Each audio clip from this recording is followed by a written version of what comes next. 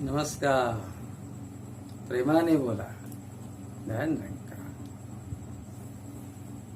प्रेमात किती ताकद असते नाही. वास्तविक या भूतलावर प्रत्येक जीवानं जर प्रत्येकाशी प्रेम करायचं ठरवलं, प्रत्येक जीवानं म्हणतोय मी, फक्त मनुष्य मात्रानं नव्हे, तर तुम्ही कल्पना करून बघा ह्या जगामध्ये किती आनंद असेल, किती सुखमय वातावरण असेल. माझे एक गुरुबंधू महात्मा आहेत, त्याची एक सुंदर रचना आहे, मला ती खूप आवडते. प्रेम हवे जर तुला मानवा, प्रेम दुजा द्यावे. प्रेम हवे जर तुला मानवा, प्रेम दुजा द्यावे. प्रेमाने जग जिंकून घ्यावे.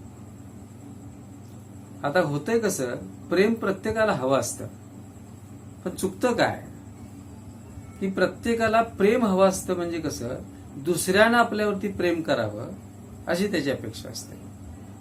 पण संत भक्त सांगतात, सगळे अवतारी पुरुष सांगतात, कुणावरती प्रथम आपण प्रेम केलं पाहिजे, तर तो समोरचा माणूस तुमच्यावर प्रेम करेल, नाही तर नाही करेल, पण प्रेम करणं हे प्रथम आपलं कर्तव्य आहे.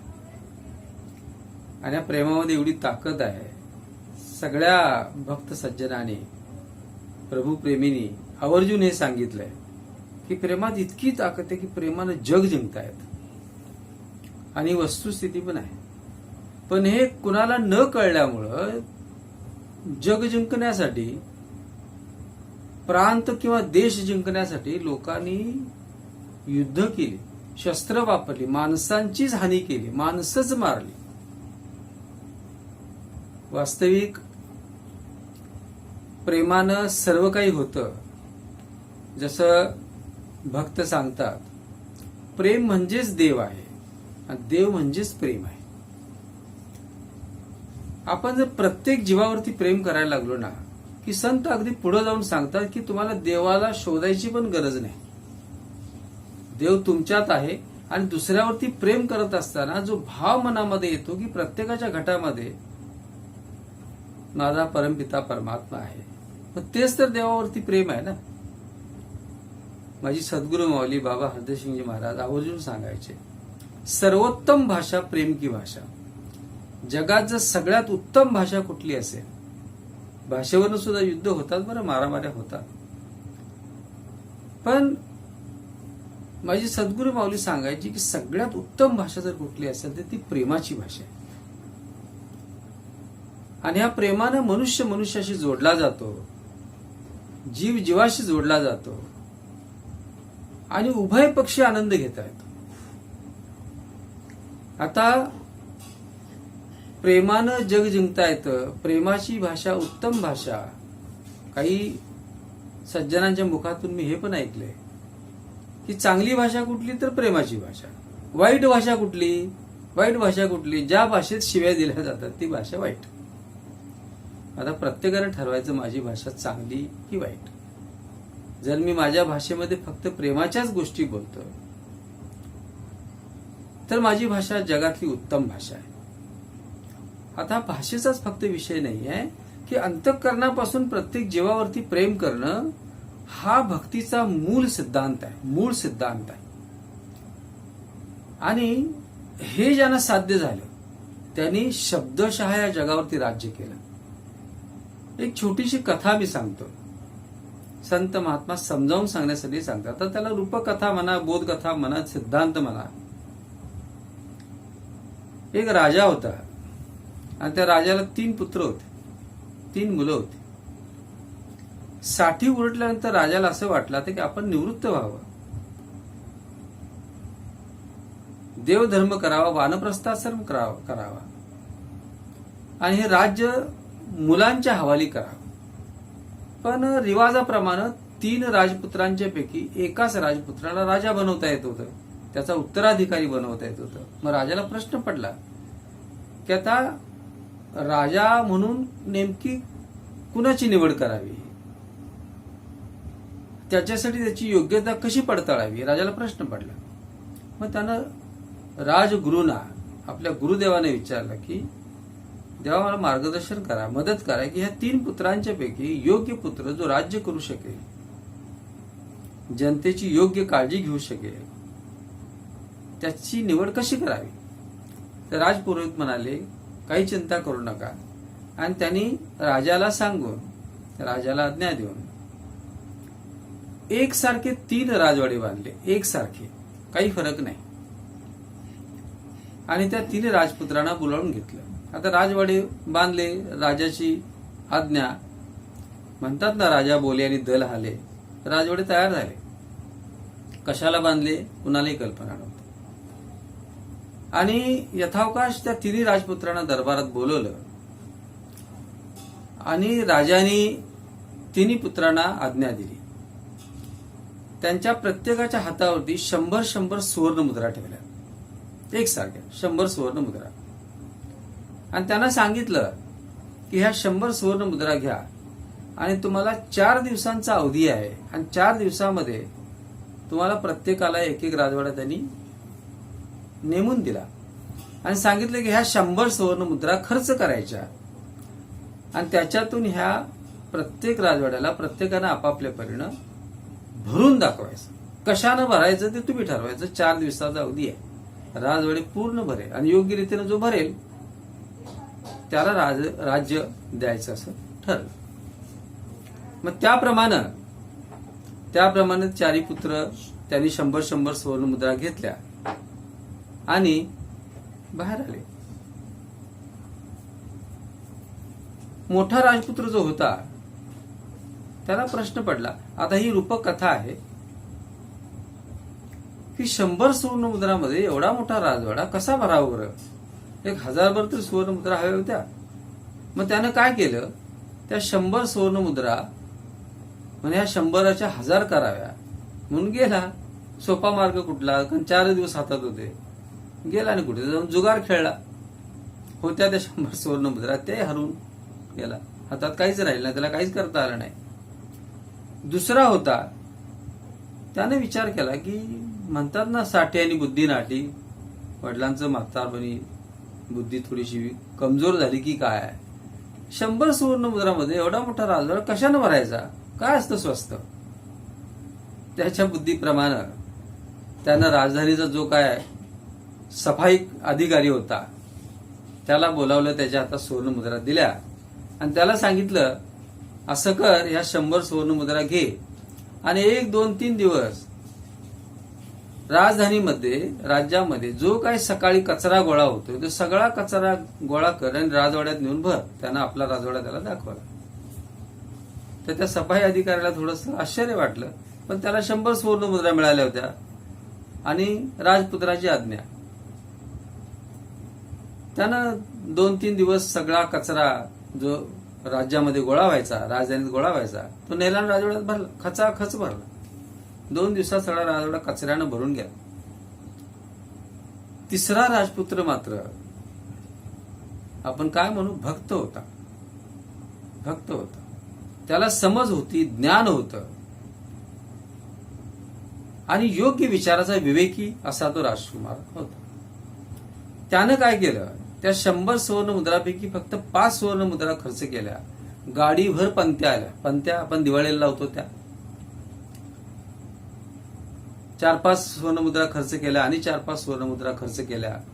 फुलं घेतली सुगंधित, अत्तर घेतली, तेल घेतलं, वाती घेतल्या आणि हे सगळं घेऊन राजवाड्यात गेला. आणि राजवाड्यामध्ये ज्या दिवशी राजाला यायचं होतं आणि तो राजवाडा तपासायचा होता, बघायचा होता, त्या दिवशी त्याने सगळा सरंजाम करून ठेवला. निवडीची वेळ आल्यानंतर राजा बाहेर पडला राजगुरूंना घेऊन. पहिल्या पुत्राला विचारलं, म्हणजे काय केलंस तू, चल दाखव चल. त्यानं खाली मान घातली. तो म्हणला, महाराज मला क्षमा करा, 100 सुवर्ण मुद्रामध्ये काय होणार असं मला वाटलं. 100च्या 1000 कराव्या म्हणून मी जुगार खेळलो आणि होते ते 100 सुवर्णमुद्रा, पण मी हरलो. माझ्या हातात काही नाही राहिलं, मला काही करता आलं नाही. राजानं लांछन करून त्याला धिक्कार करून त्याला बाजूला केलं. म्हणजे त्याची योग्यता नाही हे राजाला कळलं. आणि त्यानंतर राजाने दुसऱ्या राजपुत्राला विचारलं की तू काय केलं, तुम्हाला चला दाखवतो तुम्हाला. राजवाडा मी खचाखच भरलाय.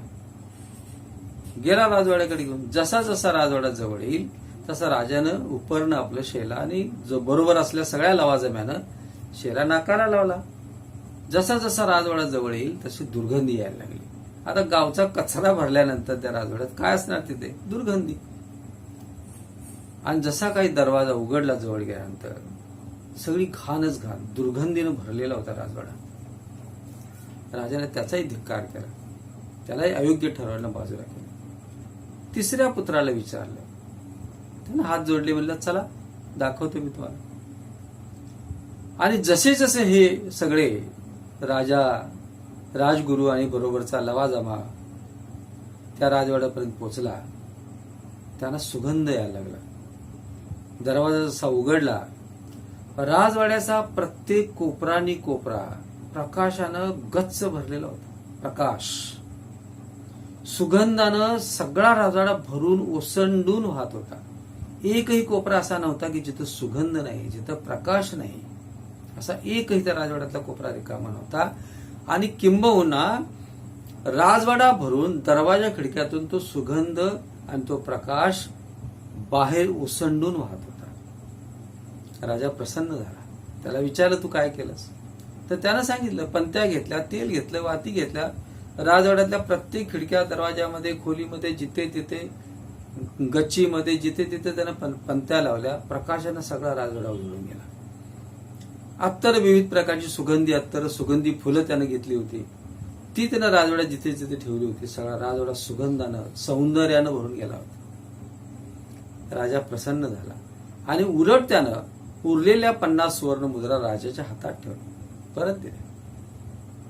राजा प्रसन्न झाला, गुरुदेव पण प्रसन्न झाले आणि राजानं त्या राजपुत्राला राज्य बहार केलं, त्याला राजा बनवलं. आता ही झाली कथा, हा झाला सिद्धांत, दृष्टांत झाला. याचा मतितार्थ काय आहे समजून घ्यायची गोष्ट आहे. राजा म्हणजे हा परमात्मा, हा ईश्वर. ह्या ईश्वरानं तुम्ही आम्ही याचीच लेकरं आहोत. प्रत्येक जण या ईश्वराचे राजपुत्र आहोत.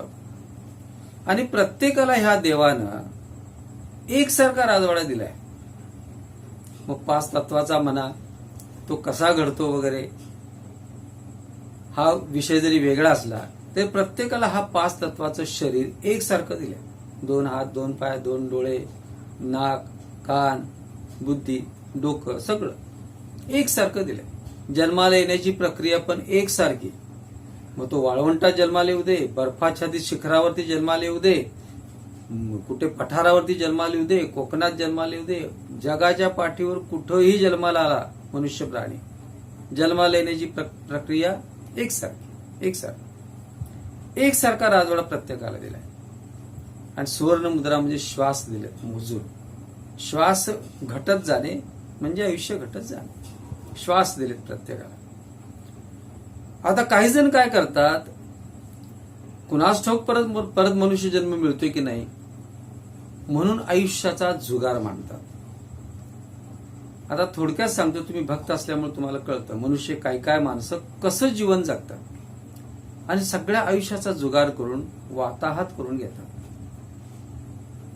त्यांना जीवनामध्ये कधी आनंद मिळत नाही आणि हा राजा तर त्यांच्यावरती कधीच प्रसन्न होत नाही. आणि सृष्टीचा नियम आहे, जे आपण पेरतो तेच उगवतं. जर मनुष्य चुकीच्या मार्गाने, अनितीच्या मार्गाने वागत असेल, राहत असेल तर त्याच्या आयुष्यामध्ये अनितीच येते, आनंद येत नाही. काही महाभाग असे असतात की हा राजवाडा घाणीनं भरतात, सगळ्या जगाची घाण याच्यात असते. त्यांनी साधं तोंड जरी उघडलं तरी घाणच. घाण म्हणजे काय?